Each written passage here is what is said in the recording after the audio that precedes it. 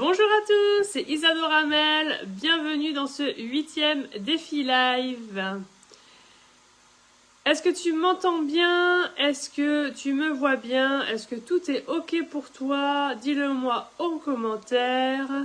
Un petit commentaire, go, go, go, Isa, je suis avec toi si tu es prêt à me soutenir pendant cette année de défi live. Un live aujourd'hui pour t'annoncer une heureuse surprise. Une étonnante rencontre qui nous a embaumé le cœur, qui nous a réchauffé à l'intérieur de nous. Un petit lapin est arrivé dans notre foyer totalement par surprise cet après-midi. Et ce qui est drôle, c'est que pendant le stage de communication animale de ce week-end, on a pu faire des communications animaux décédés. Et en animal test pour les animaux décédés, j'avais mis Hadoken, l'ancien lapin de mon conjoint, qui est parti subitement je sais plus, tiens, ah mais j'ai perdu la date, enfin il est parti subitement vers le 12 février. Et le 8 février, ça me revient. Il est parti le 8 février, et comme je sais qu'il est monté, qu'il est en paix, et qu'il était animal test de son vivant, je lui ai demandé s'il voulait être aussi animal test lors de son départ. C'est chose à laquelle il était ok. Et pendant cette communication animale avec lui, il a fait part d'un message pour Jérémy, donc mon conjoint, qu'il devait se réouvrir à la vie comme quand Hadoken était là, et que pour ça, il allait lui envoyer un nouveau lapin. Ou plutôt une lapine. Il nous a précisé que ça serait une femelle. Et nous, on s'est dit, bon bah ok, en fait, si un lapin doit arriver, il arrivera. Mais on s'est pas mis encore à le rechercher, on s'est pas mis à faire les élevages, parce qu'on aime bien les lapins géants. Donc voilà, on n'a pas du tout commencé les démarches. Et aujourd'hui, un nouveau petit compagnon de route est arrivé. Donc pour l'histoire, c'est un lapin qui a été trouvé errant dans la ville à côté de chez nous. Ça faisait plusieurs jours qu'il était vu et là des gens ont réussi à le prendre hier soir. Il a dormi toute la journée, enfin toute la nuit, de hier soir jusqu'à ce matin, donc 24 heures, en cage, en fourrière municipale, le temps de voir s'il était pucé ou si une famille le réclamait.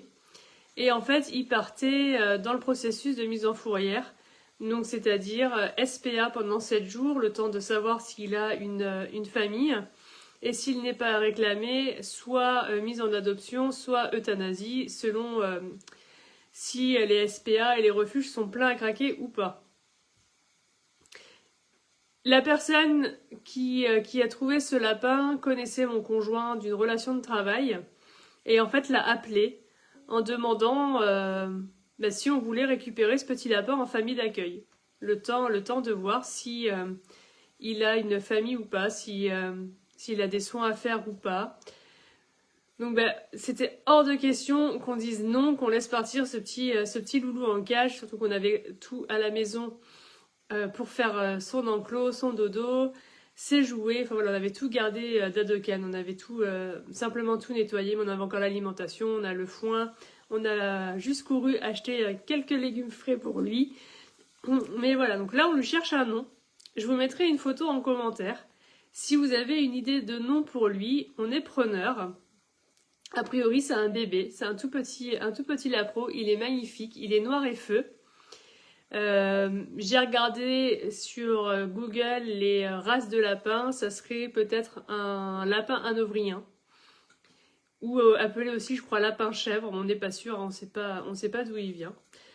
Donc voilà, il est pour le moment chez nous, le temps de se refaire une petite santé. On l'emmènera au vétérinaire dès qu'il sera bien posé, donc sûrement en début de semaine prochaine, on va lui laisser le temps de se poser pour vérifier s'il est en bonne santé, si c'est un mâle ou une femelle, s'il est stérilisé ou pas.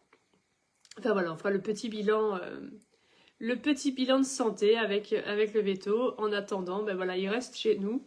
Et si, bien évidemment, il n'a pas de famille qui se présente, il restera à la maison. On ne le remettra pas dans le circuit d'adoption.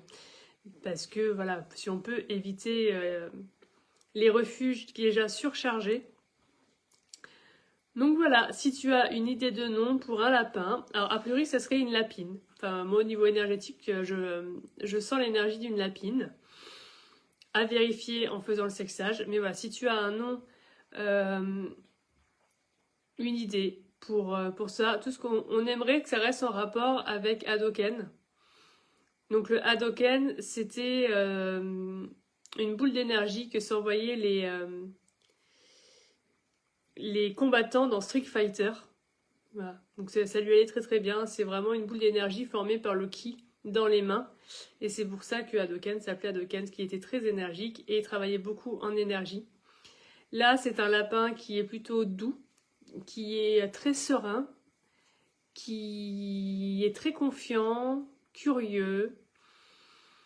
Donc à voir, moi je ressens vraiment une énergie très fine, très délicate, mais en même temps très subtile. Je vous mettrai sa photo et selon sa photo, vous donnerez des propositions de noms, puis on verra si on en choisit un ou pas. Mais n'hésitez pas. Je reviens sur la signification du Hadoken. Donc Hadoken, c'est cette boule d'énergie, cette boule de chi que les combattants dans Street Fighter faisaient dans leurs mains. Donc en fait, toute leur concentration était remontée dans leurs mains, de façon à ce que dans les chakras des mains, ils forment leur boule d'énergie et qu'ils l'envoyaient sur l'adversaire, donc dans le but de le tuer dans le jeu. Mais dans les arts martiaux japonais, ce chi, ce ki, selon les arts, c'est exactement la même chose que l'énergie que l'on fait en soins énergétiques. C'était quelque chose de naturel chez eux, cet apprentissage à canaliser l'énergie de son corps, à canaliser l'énergie autour pour venir former une boule d'énergie dans la main et en faire quelque chose. C'est ce que je fais moi tous les jours quand je fais les soins énergétiques. C'est ce que font toutes les personnes qui font du soin énergétique. On vient canaliser l'énergie de l'univers et de la Terre. Et à travers notre corps, elle passe et elle ressort au niveau de nos mains.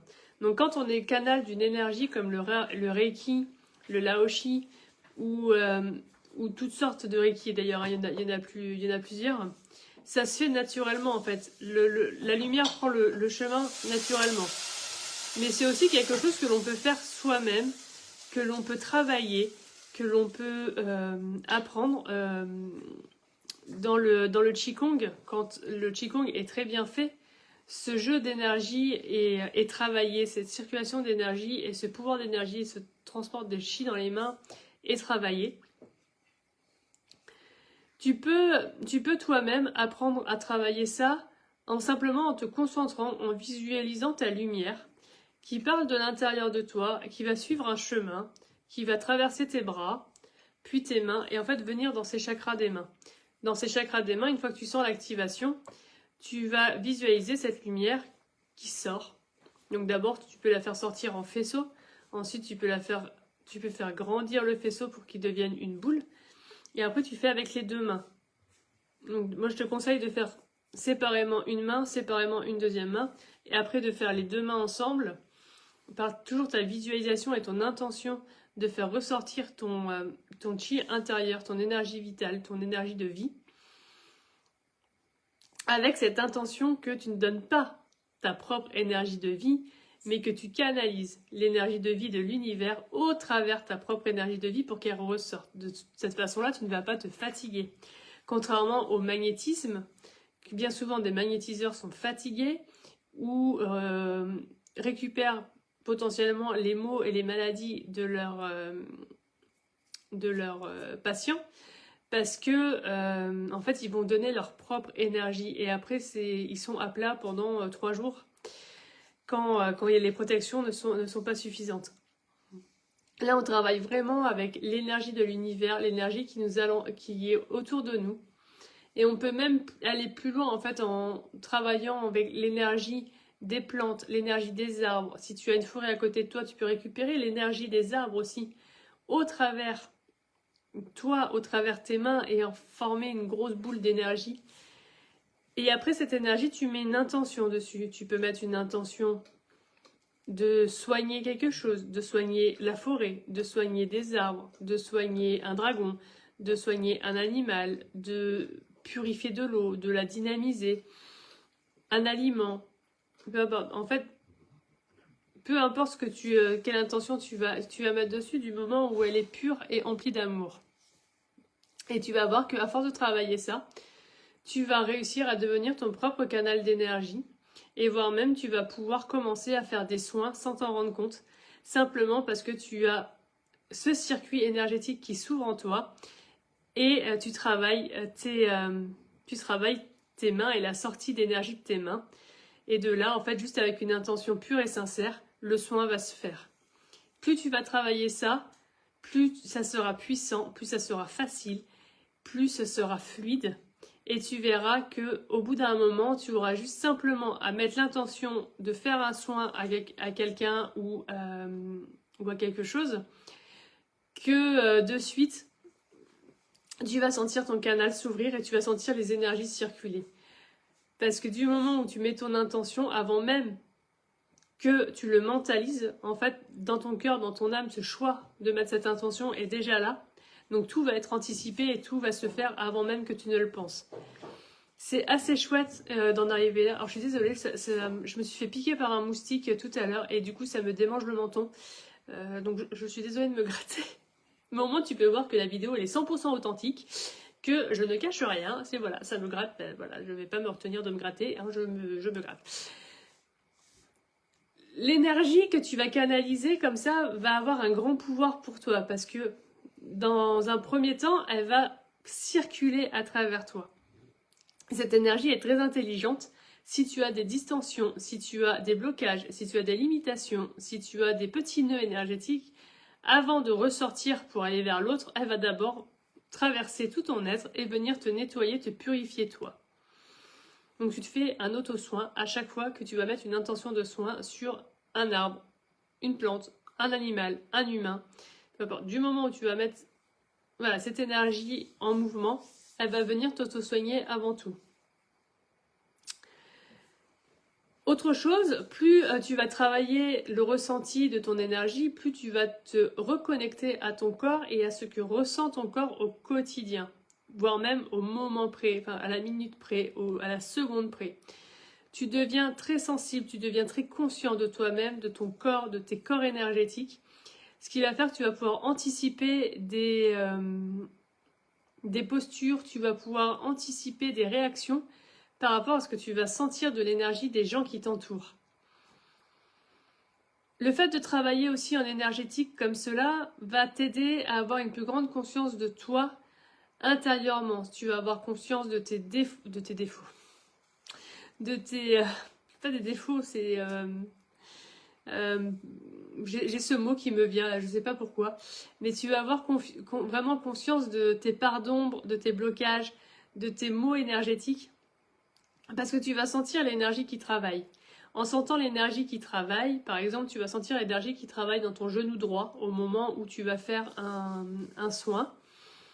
Donc là, tu vas savoir que tu as une distorsion au niveau de ton genou. Que signifie le genou? Le genou, c'est une articulation qui permet d'avancer, qui permet de marcher, qui est rattachée à la jambe. Donc voilà, peut-être que s'il y a des problème de genou, c'est que tu ne veux pas plier une situation qui te permettrait d'avancer. Voilà. Chaque articulation, chaque muscle, chaque pathologie, chaque mot MAUX a sa définition en fait au niveau énergétique.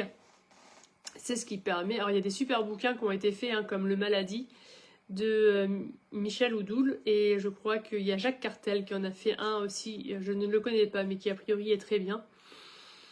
Et tu regardes sur internet, c'est pareil, il y a des très très bonnes sources, des sites où les mots sont recensés et qui sont très très bons. Donc après tu vas pouvoir conscientiser en fait toi tes schémas, toi tes cycles, toi tes blessures et tu vas pouvoir simplement les transmuter rien qu'en les conscientisant. Si on reprend l'exemple de mon genou, tu as ton genou, tu sens l'énergie qui travaille dans ton genou, hop, c'est le genou droit, ok, hop, je ne peux pas refuser je ne veux pas plier une situation, ok. Et là, tu vas te dire, quelle situation? Tilt. Ah oui, c'est vrai que dans le travail, Mon patron, il m'en demande beaucoup. Je ne veux pas le faire. Je refuse d'aller vers là où il me le demande. Mais par contre, bah, je me force parce que c'est mon boulot, que je... Mais par contre, je suis en dualité par rapport à ça. Ça ne marche pas. Je voudrais aller sur un autre chemin, mais je pense ne pas avoir le choix. Donc je reste là.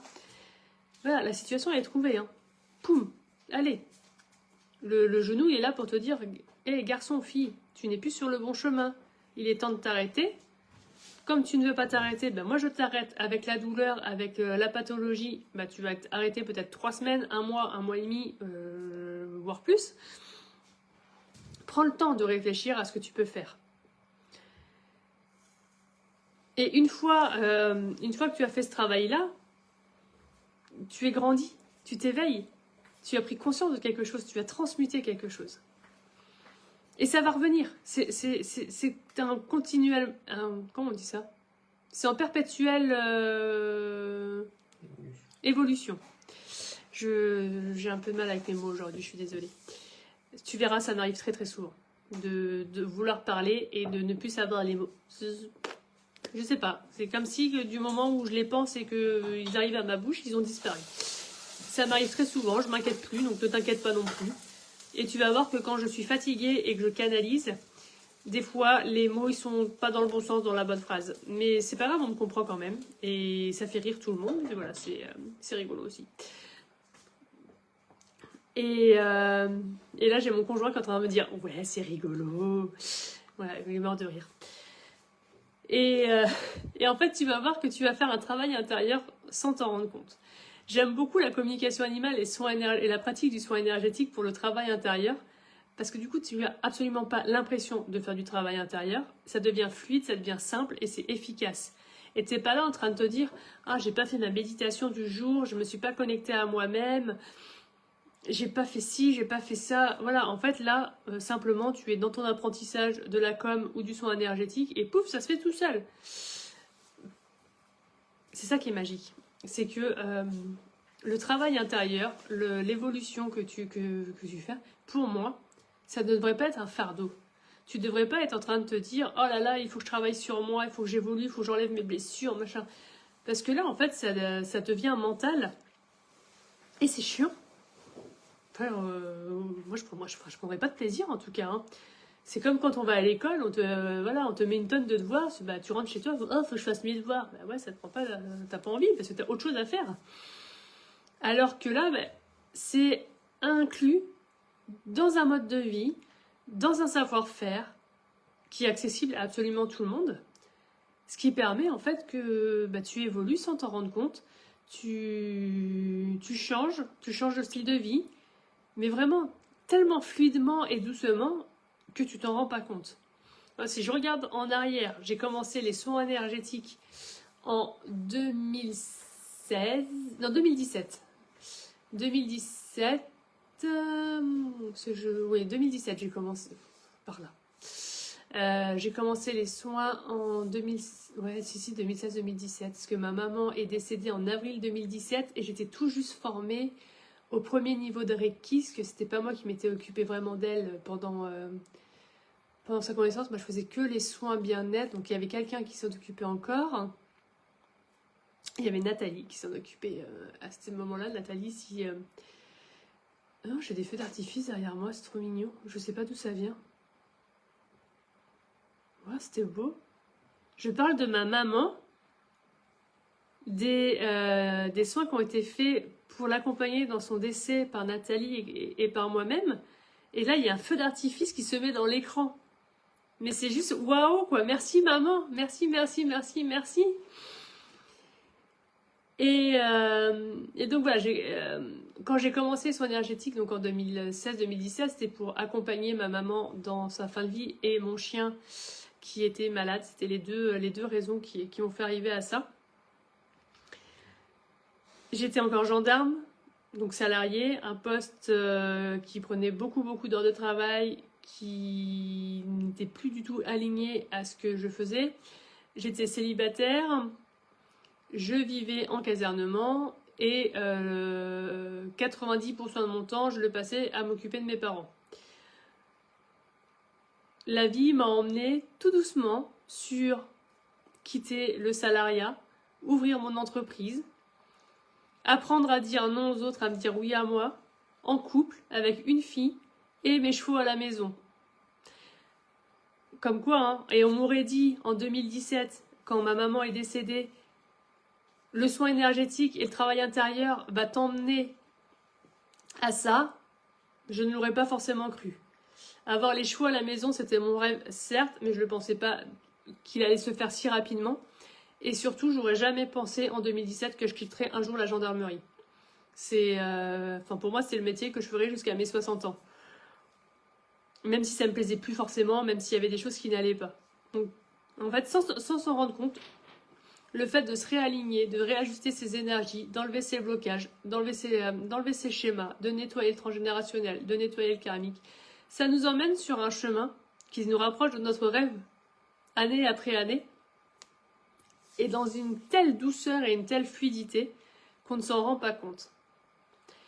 Ce qui ne veut pas dire que par moments, on n'a pas des moments où on est défié, où on est secoué, où on est dans le mal, parce que justement, en fait, l'énergie nous demande de nous réajuster un chouïa. Donc ça secoue. C'est comme la bouteille d'orangina, hein, secouer, sinon la pulpe reste en bas. Donc hop, on secoue, pouf, et puis hop, ça explose, et après on peut reposer, et puis ça recommence. Bah, c'est que des cycles.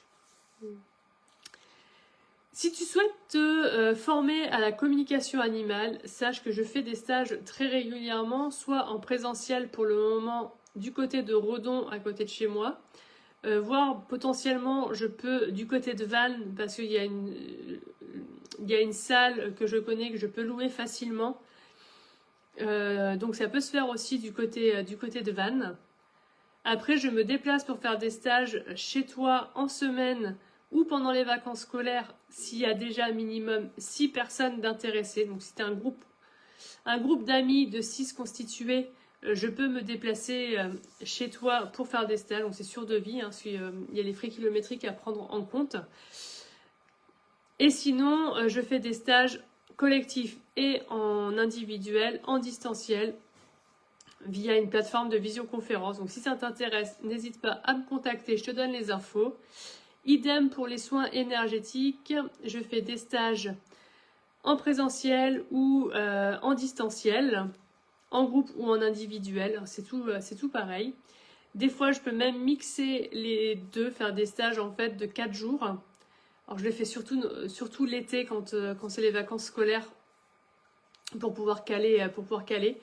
Mais ça peut se faire aussi, des stages de 4 jours où on mixe la communication animale et soins énergétiques pour que tu aies un package de choses en toi, voilà, de nouveautés pour aller de l'avant. Contacte-moi si ça t'intéresse, si tu veux commencer à travailler dans ces sujets-là, je serai ravie de converser avec toi pour t'expliquer, pour t'informer de ce que je fais réellement et de comment se passent les stages, comment se passent les formations, comment je travaille. N'hésite vraiment pas à me contacter. J'adore converser avec toi, j'adore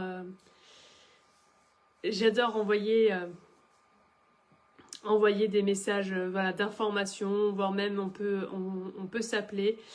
Quand tu rentres dans ma newsletter, tu as accès à 30 minutes de visioconférence avec moi gratuite pour t'aider à avancer sur ton chemin. Donc n'hésite pas, c'est fait pour. Je vais te laisser pour ce soir, ça va être l'heure d'aller manger pour nous. Je ne sais pas si toi tu as mangé ou pas, donc je vais te souhaiter un bon appétit ou une belle soirée. Je te dis à demain. N'hésite pas à commenter, partager, liker. Reviens vers moi si tu as des infos, si tu as des questions. Et puis je te dis à demain. Bye bye.